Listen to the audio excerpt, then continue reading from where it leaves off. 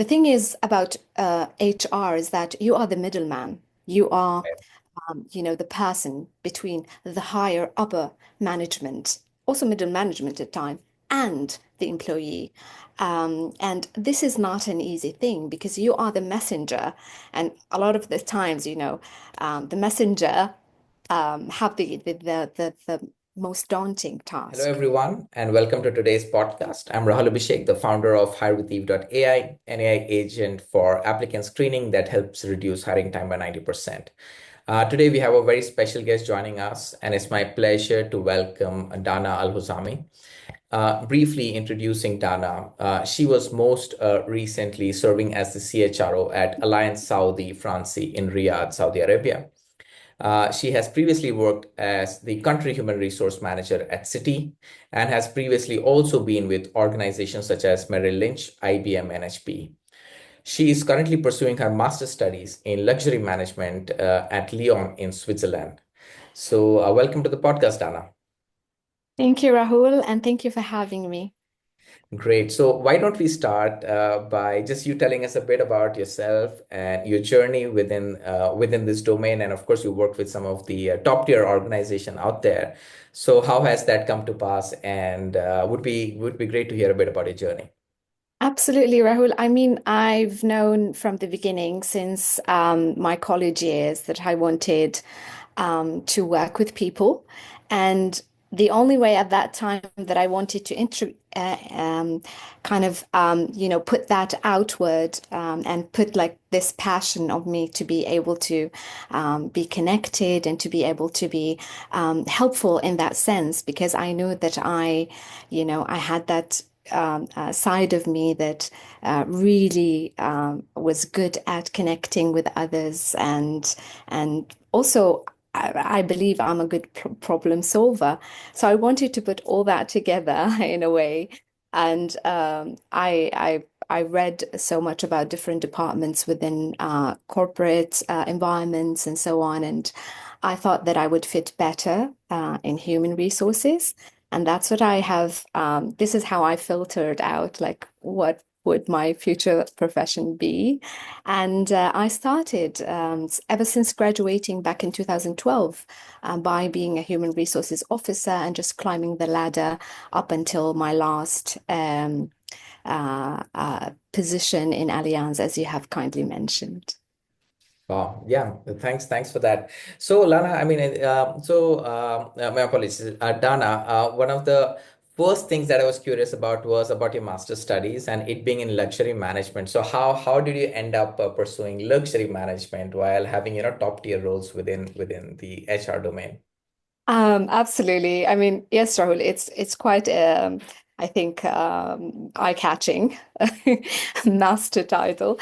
And the thing is that I mean, part of the things that I have seen kind of developing and growing in my region was this luxury aspect of it. I'm not sure, Rahul, if you have ever been to Saudi Arabia or perhaps neighboring countries such as UAE, Dubai specifically. You would see that attention to details when it comes to hospitality, when it comes to the brands, when it comes to just the whole quality of what is being presented and the market and also the companies that operate there.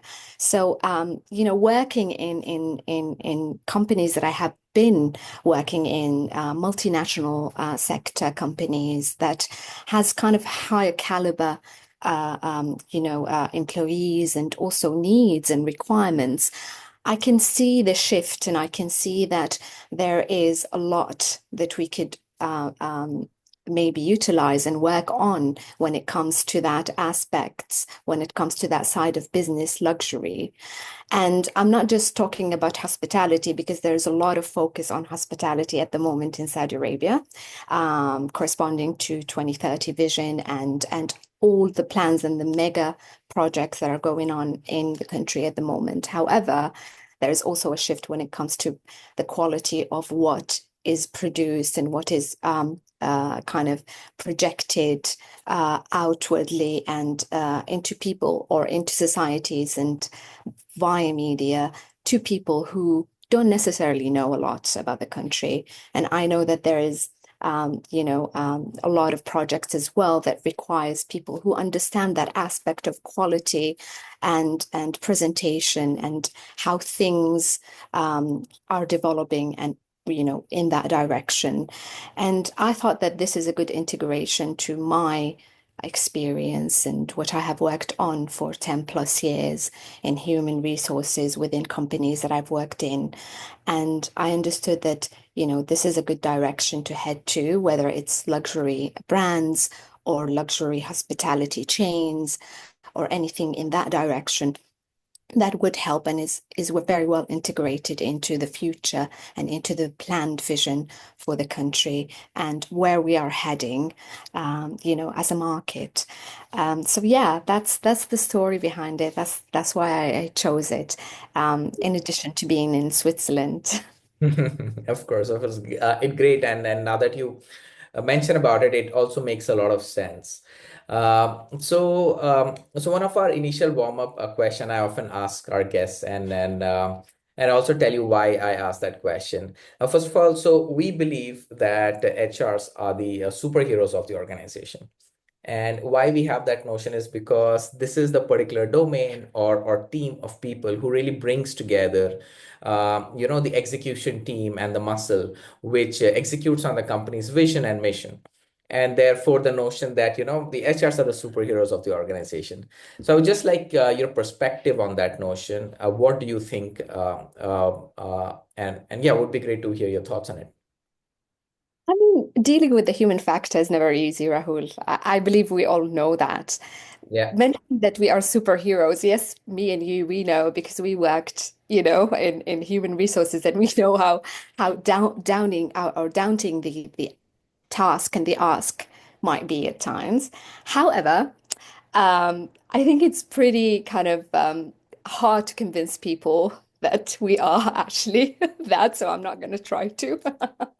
But we know that we are wearing the cape. And the thing is about HR is that you are the middleman. You are the person between the higher upper management, also middle management at time, and the employee. And this is not an easy thing because you are the messenger. And a lot of the times, the messenger have the most daunting task. And, when it comes to change management, when it comes to recruitment, when it comes to pipelining, when it comes to benefits and rewards and all of these aspects, um, I mean, and being a person who have worked under the HR umbrella to many companies that did not have more than one HR representative on the ground, being myself. So I have, navigated through all of these departments within HR, being a one-man island. And I quite enjoyed it because it gave me variety and I tasted so many flavors of what HR is. And, I have my favorites and I have not the best flavors, but again, this is the thing. It's a combination of all of these things combined. And again, back to the point where I have mentioned that I like my ability to relate to others and connect with others. I think that helped a lot. I always say to my managers and to my also potential employers that the one thing that I worked on the most and Mm. is actually the most challenging aspect is gaining trust and building trust. And I think once you reach that point, the job is flawless, I believe, and it's so much easier to do and it's so much easier to perform when you have connected properly with all of your stakeholders. And it's just like the glue, the black matter, I believe, some, uh, physioscientists call it, and Yeah. it is very true. It's the black matter, it's the essence, it's the culture, um, the glue that keeps everything together, but not colliding. You know, Yeah.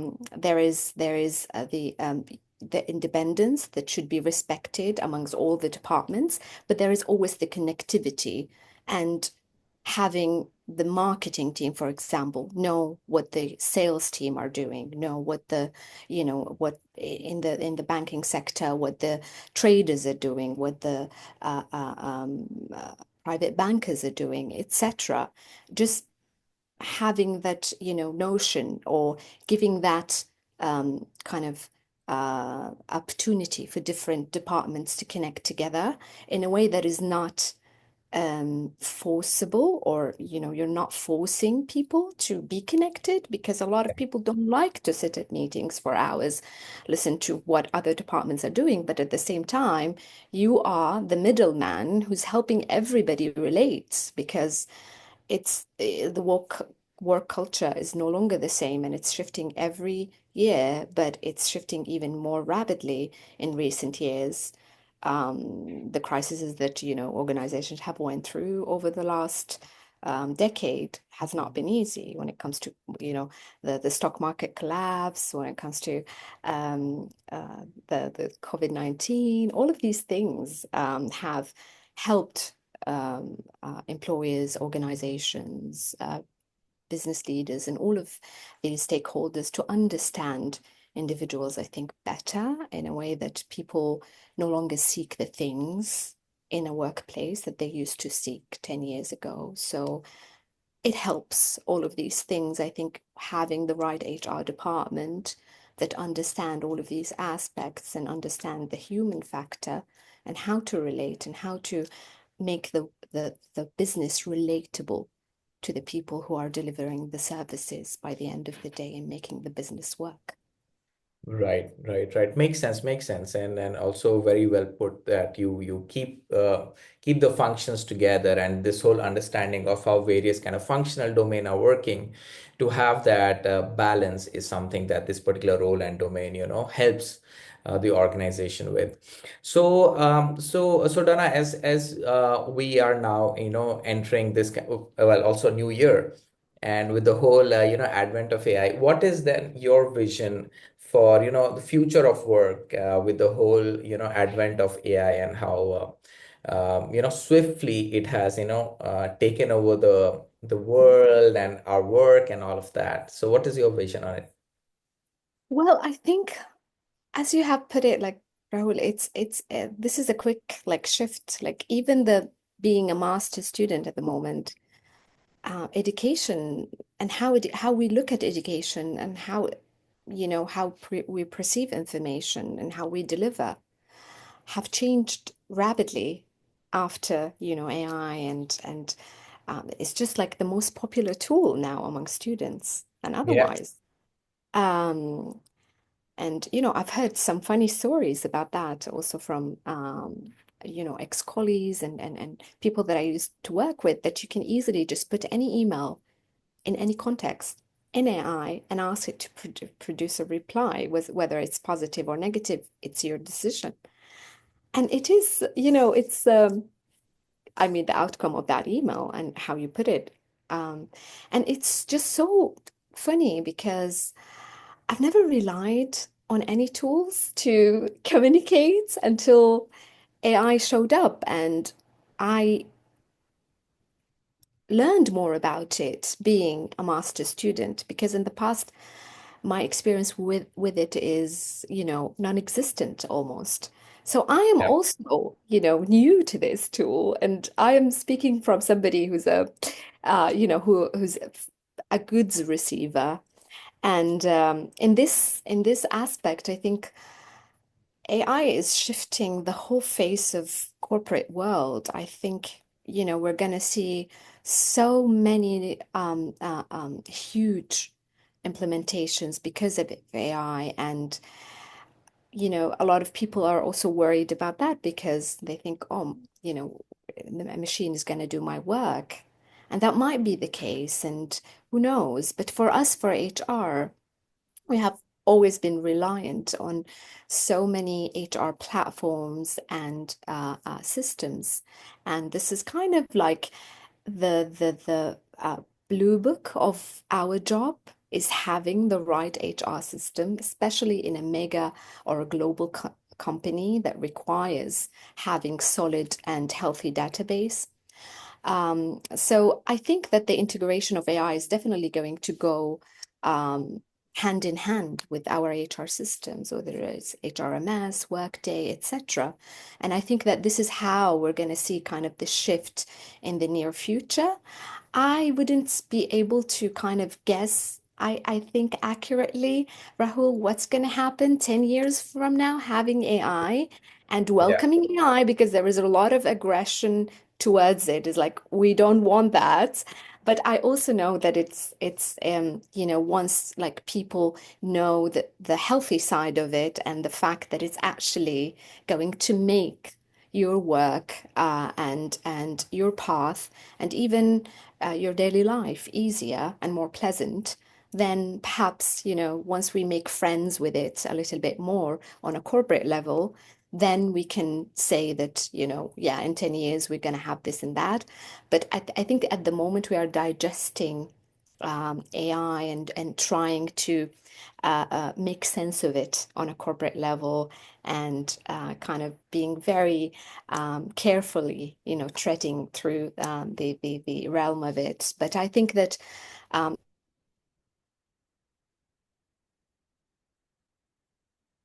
humans have been through within the last 150 years. Yeah, yeah, yeah. Definitely. I mean, the corporate world has to figure out how to work with this new tool or beast, however, it turns out. So that is definitely something that remains to be seen. Now from your, in a way, experience and one of the core, aspects of HR would also be, tech, and then, for example, talent acquisition, and then, efficiency of the organization. So, just in overarchingly speaking about tech, how have you seen, for example, the various large organizations you have worked with? How have you seen them leverage tech when it comes to, attracting as well as acquiring talent? What strategies have worked? What are some of the best practices? Again, I think, Rahul, that the best practices is having a healthy database in place, meaning even during the application phases, it's actually one of the best leverages for us in human resource, especially in the recruitment department, because you have the accessibility to much more database of candidates that seemingly, if they are not fitting the role that we have currently, they would be better aligned to another role in the future. And Right. having like right inputs onto that application base is just simple as that. Is having, the right keywords, the right drop down list, whatever answers, because I think it's also easier to digest the information rather than asking somebody to copy and paste their cover letter, whatever the traditional, HRMS methods are. Yeah. Um, I think it's and Talio as well. Talio loves that. They love the text and everything, and I think that this is also changing. But for example, if you look at the forefront of Workday recruitment system, I prefer it. For me, it's the best, and I think it's the best because it's very concise and it's very accurate in terms of data, and even the outcome of it and the report that we pull out of it on an Excel sheet or whatever the format is very readable, is very digestible, it's clear, it's very well categorized, and this is customized, of course, it's something within the reach of the staffing and the recruitment team to do. However, I think um, for us, having healthy data again is very, very crucial. Having accurate data and perhaps even updated data from time to time. If we see like some shining stars and some applicants that we might be interested in the near future, I think, keeping them warm and getting in touch with them. And I know that this is a work that independent headhunters do, but it would be lovely to see that within the organization rather than depending so much on third-party headhunters to do that work for us. And again, for recruitment, it could be as simple as having good connections with the people who are the forefront of the company, the front desk of the company, such as the sales team, and so on, because they are people who have contacts within the market and knows who's doing the best job out there. So yeah, I think it's a lot of aspects that comes together.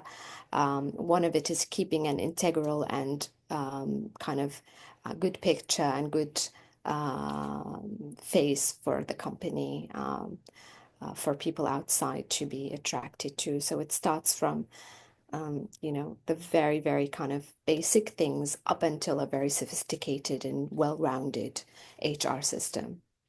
Yeah, yeah, yeah. Makes a lot of sense, Dana, and thank you for sharing.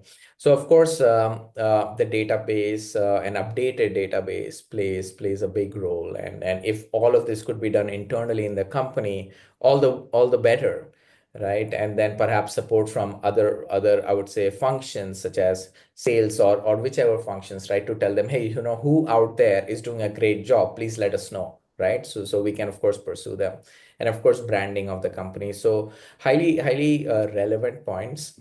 Uh, so now that we know how to attract, how what are your thoughts to retain employees? And also some pointers on improving employee experience. What have you seen that has worked out in those big companies that others can learn? Yes, Rahul, this is a big topic, and we can like spend a long time. I've sat on so many round tables with decision makers and CEOs and people who are influent and in the business, trying to figure that out. And in my perspective, it is very simple. People want to relate. It's not about having loyalty anymore or paying the highest comp and band, although, yes, it is a big aspect of why people choose to join a job or choose to apply. But, by the end of the day, if somebody thinks that they are doing something that is not meaningful, they don't know why they are doing this. It's as simple as that. Why am I doing this job? Is it something that yields any benefit or not? Is it something that motivates me because I know the results? I have seen the results. I have read them, you know. Um, or is it something that is just required from us because this is the kind of the blueprint of the company and this is what the procedure that we should follow? Yeah. Um, just incorporating the employee from a junior level up until the most senior into this vision of why we are doing what we are doing, where are we heading, where we want to be, where we are right now, and how your work is going to contribute to this vision and how it's going to help us reach where we want to be. It's just being part of something, I believe, that means something to this employee, means something to this person, and not making them feel that they are just an employee number. Maybe something beyond that. Empathy in the workplace, I think, is something, and in businesses is something that is, and a topic that I can see over and over again being kind of a hot topic at the moment. And I agree with it very much because whenever I'm doing my exit interview with somebody who's leaving from a junior until a very senior level, I hear this over and over again. I was not able to feel that I am of benefit. I don't Hmm. know what's the purpose of my job is. I know that I'm doing something and I'm getting compensated for, but I don't know what is the outcome or what is the end result of it. So just having employees kind of participating in the vision, being aware of what the business is seeking, being aware of where the business is heading is quite crucial, I think. And going forward, there's, I think, no escape if you would like to attract high caliber employees, problem solvers, people who are going to be future decision makers, which is the cream of the crop, I think, for us, like in the future, um, attracting people that we know are going to kind of be good in a succession plan that we are putting is Hmm. very important. You don't do it just to kind of close the requisition anymore. You do it because you know that this person is going to bring value. And in order for us to retain such individuals, you would need to show them that they are, bringing value to your business as well. So it's a give and take, and it's a two-way communication channel. Uh, I think we can no longer continue with the one-way communication channel or the pyramid, scheme or method of communication. Um, I think the point where the communication and the feedback should be from the bottom to top is very, very true. Because all of the planning and the kind of the ideas that I have seen coming from top to bottom haven't yielded much results as we wanted or expected. It's the vice versa Hmm. way of communication that almost always works. Yeah, yeah. I mean, those are some really great insights, and I would say that even when a lot of conversation around current generation when it comes, I think the theme has always been about, or consistently has been about, purpose of the job.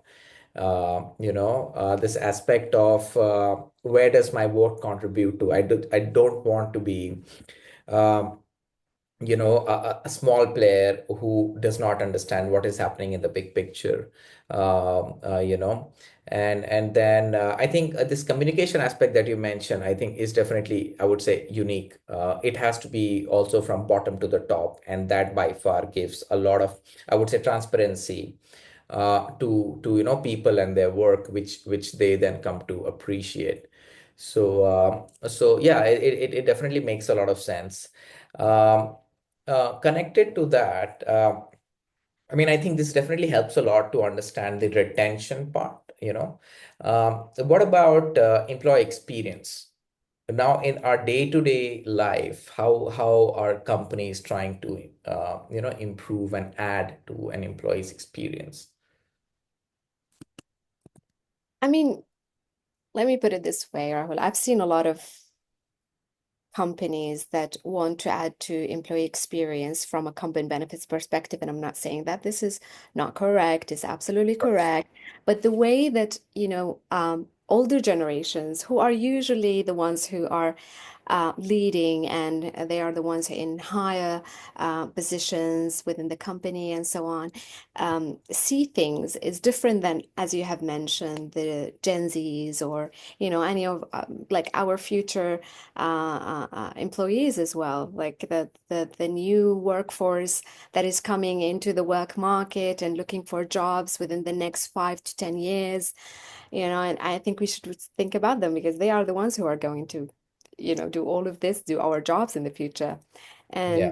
And I think that combat management is an amazing subject and is very, you can be so creative in it.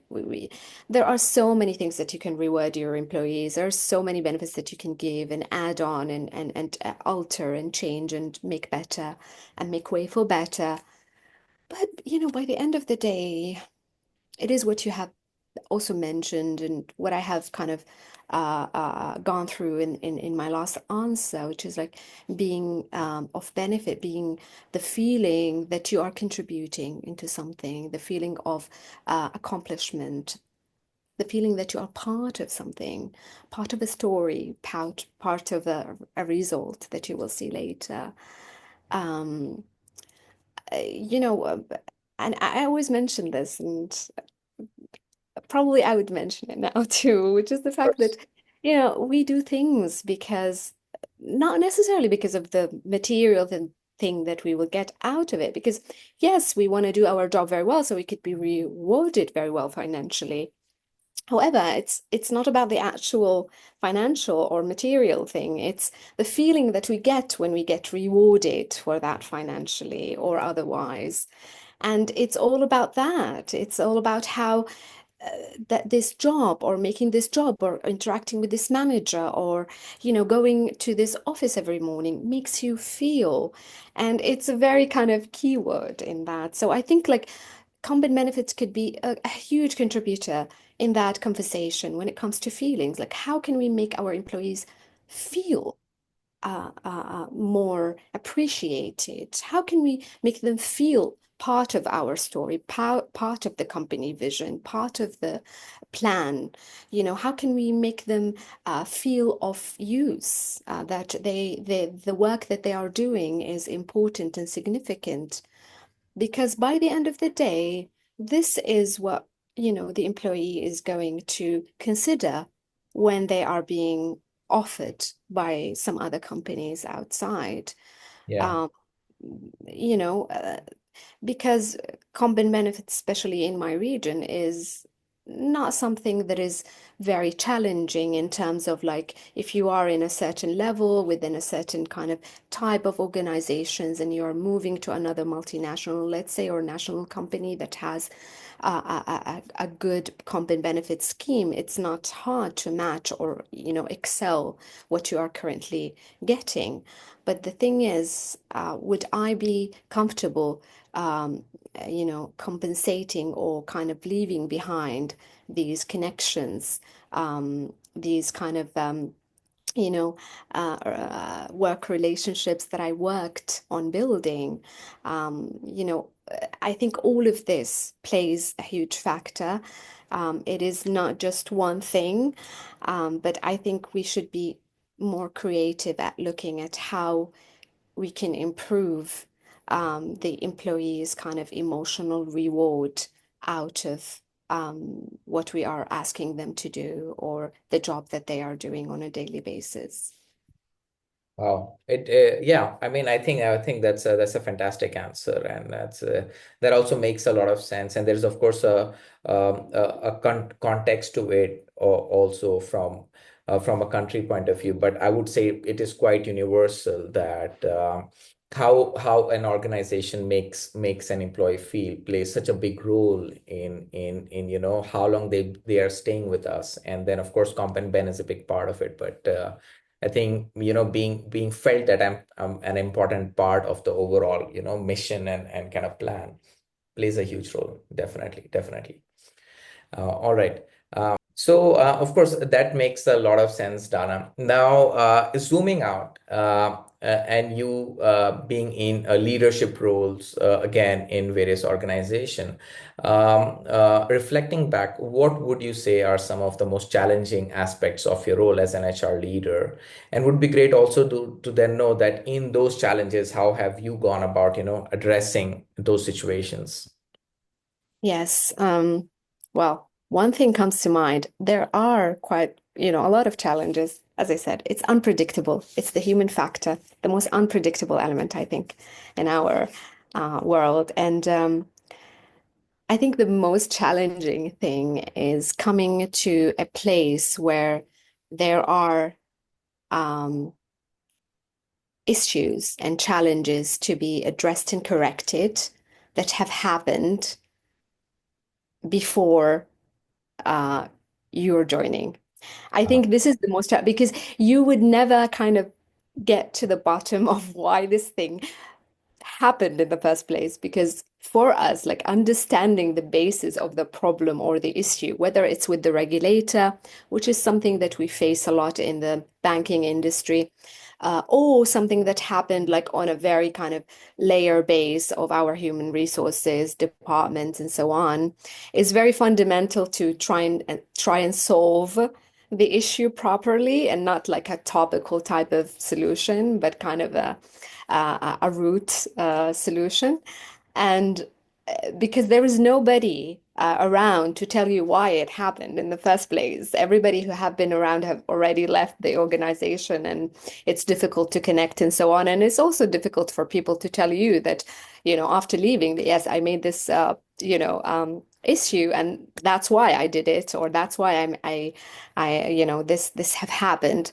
But I think it always stems, like for us in HR, it's rarely something that is system related or so on. It's almost always a human factor, human error, and because it's difficult for people to kind of admit and say that yes, this is something that I have done and I done it, and it's because of this.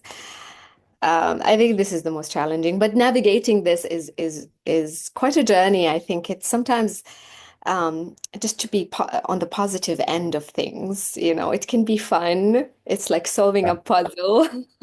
yeah, yeah, yeah. But but I think yes, other people mistakes are the hardest to solve. And by the end of the day, it is our task. We are a department. We cannot say that, oh, it's a previous employee, etc. This is something that is now our mistake and we should own it. And yeah, that's the most challenging.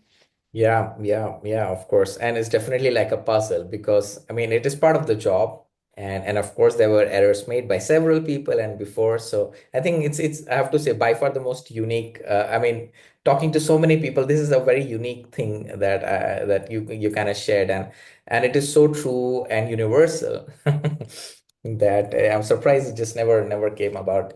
Makes a lot of sense. Now, Dana, we're soon coming to a close to our podcast, and one of my final question is for the younger audience who will be joining the workforce pretty soon, and specifically focusing on the domain of HR. What would Yeah. be your advice for them? What do you think? How should they think about it? How should they go about planning or progressing in their career? So, what would be your thoughts and advice for them? Oh, I think the younger generations are, for me personally, they're very close to the heart because, again, I think they are the future and think that they are the creator of future reality, and they are already showing signs of like it is also my personal belief that any generation that comes is more mature in a sense that they are more connected to their desires and who they truly are than the previous ones, meaning more Mm. emotionally mature. And that is something that I see with the younger generation. And I know that they can navigate much more better with this compass that they have innately in them, I think, as a generation in today's, work market better than us. I mean, it's very challenging to ask a 17 or 18 years old to choose their future career on the basis of what is the major that they want to be in university and so on. And it is a very stressful and daunting ta task, I believe. And I would think because of that compass that they would, have more developed, in my personal perspective, better than us.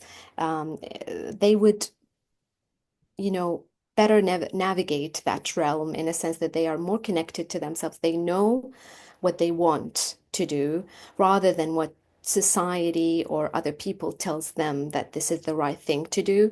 And I think less and less people would look up like majors that would help me like get the highest salary, whatever, on Google, in the future Yeah, because it's it's it's ever changing this yeah, thing that would give you the yield will yield the best financial outcome for you is ever changing, and you would never know what is it gonna be in the next 10 years, but you know yourself, and that is my advice. Just get to know yourself better, get to know your strengths and weaknesses, and make friends with the weaknesses, but work on the strengths, because in the bigger picture, these strings are going to help you navigate the world better and will help you navigate this daunting decision to choose a career or choose a line of business,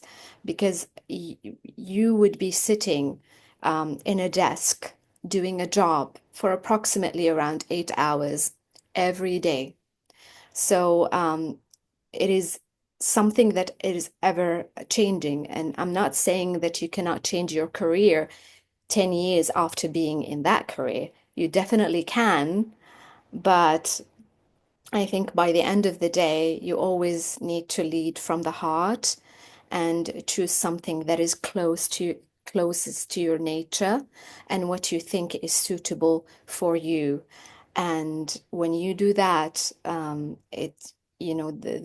benefits are and the rewards are going to be much better, whether it is for you personally or on the financial aspect of things. I think that's a great advice for the young generation or anyone, so to say. But however, for the younger generation, I definitely agree. Know yourself better. I think that is a great point, and also a great point to also end our kind of podcast and conversation on with the advice that know yourself. So perfect. So with that, Dana, I'd really like to thank you for your insights and sharing your thoughts on our question, and wish you a great end of the year and holiday season. Thank you, Rahul, and thank you for having me. I enjoyed having this interaction. It's been a while since I've talked to a professional such as yourself due to my master's studies. So thank you for giving me this opportunity.